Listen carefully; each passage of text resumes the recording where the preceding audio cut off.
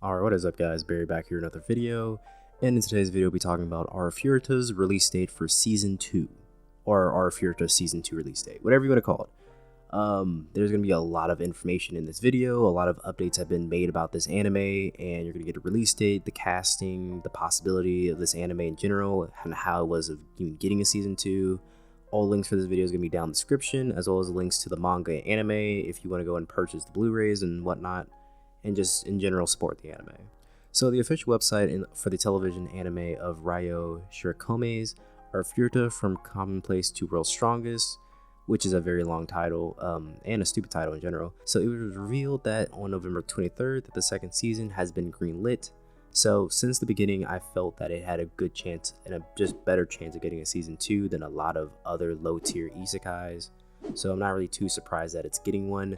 I think the first episode was a bit just fast and rushed, but not terrible. I know a lot of people were just destroying the first episode, but like I don't think it was that bad. Overall, the anime's main character is like the Misfit Academy's main lead, and when I say that, I mean he's like super overpowered, and you know he's gonna win, but it's like how he wins is the fun part, as well as just seeing how pissed off he can be throughout the series.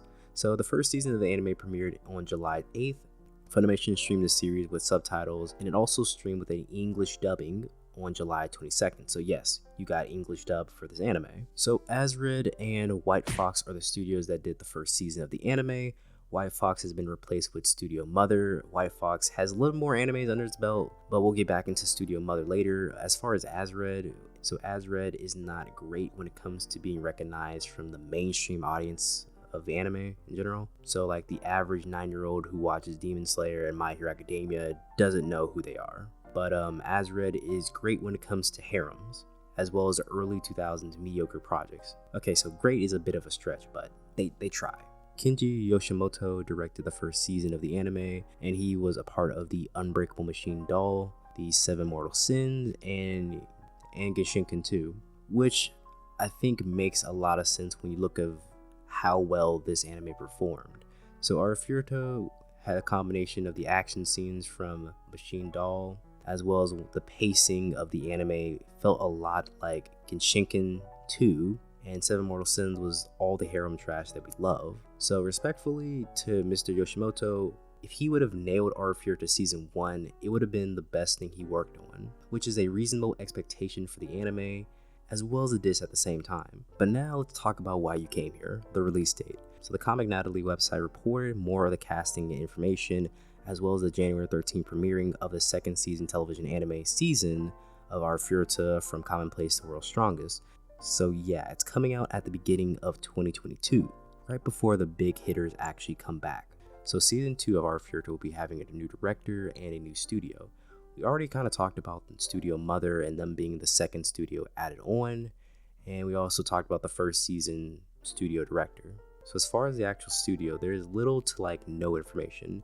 So what I'm about to read to you might be true, it might be false, we don't know for sure right now, but they seem to be an independent studio for artists from London. I can compare it to like the studio that Azura Lane used, but I can't compare the art style at all. It's very much different, but it looks good. Akira Iwanaga will be directing the second season. This was like confirmed right after season 1, so it's kind of funny, kind of messed up, but I'm not surprised. Like, yeah. So he directed Tamangi Bachi, Letter B, and Morase Monarchy, which in terms of quality is a much better anime in general. They both have higher scoring overall in general by most critics, but I will say he doesn't know harems, which isn't a bad thing necessarily. Like, he could actually have good productive characters in this series because of that. It's kind of a dig at harems. I can't. Oh my gosh. But seriously, I just wanted to add that Shoichi Soto is going to be returning to oversee the writing and the scripting for the series, which is a little scary for me because I felt it was good at the same time bad. So we'll watch his part. Shika Kojima is going to be again serving as the character designer and the chief animation director, which is still good, and I think it was overall underrated of a job that he did do. I didn't like necessarily the coloring, and I didn't necessarily like I just didn't like the coloring that anime had, but in terms of the actual character designs, they are a lot better than other isekai animes. Let's just put it like that. Ryo Takahashi is going to be returning to compose the music, and I'm kind of happy because I did like the music for this anime. And then there's going to be Minda Rin. So Minda Rin is going to be performing the opening theme song called Daylight. Ooh, this is going to be sneaky. This is kind of sneaky. So, okay, I'm going to tell you why they did this. I'm also tell you who she is and why it's a sneaky smart reason to put her on the opening song. So first off, Flare from Void Shards is a much better song, no question. If you think otherwise, you're wrong. But it was better that they got Minda Rin for this, so let me talk about her. I've already kind of talked about her on the channel in general, but we're going to talk about her some more. So if you don't know, she's an up-and-coming artist for anime in general right now. She's already had another song for, I think it was that Slime show that got a season 2. She's also doing that one as well. And she's originally a YouTuber. She speaks English, which helps for translating over to a more global audience, which is, you know, what every anime would want to do right now. And what does that mean? She can now promote the song. She can promote it to her audience to go watch the actual anime, which YouTube audience compared to the usual like artist, like I'm trying to think, like take like a regular like Japanese artist, yeah, you know. So what I'm trying to say is like the YouTube audience will be a little bit more dedicated and they have a better connection to the artist in general. If you know, you know. So yeah.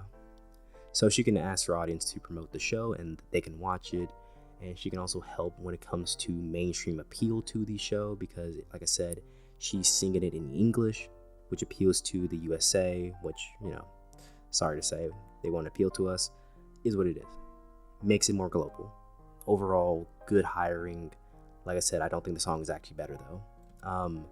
If you haven't watched the show, you should. It's kind of like a dumpster fire, yes, but it's actually the type of dumpster fire you want to keep watching. Like, it doesn't come across as like the bland knockoff of anime or like off of isekai. It does feel different, but it's not great by any means, but it is definitely fun. Also, the light novel series is actually great, so you should definitely give it a read if you want to. And if you want to know my first take on watching the first season of it, you can go watch it here or watch this next video. Lastly, all links will be in the description if you want to go check those out. Thanks for watching. Like the video.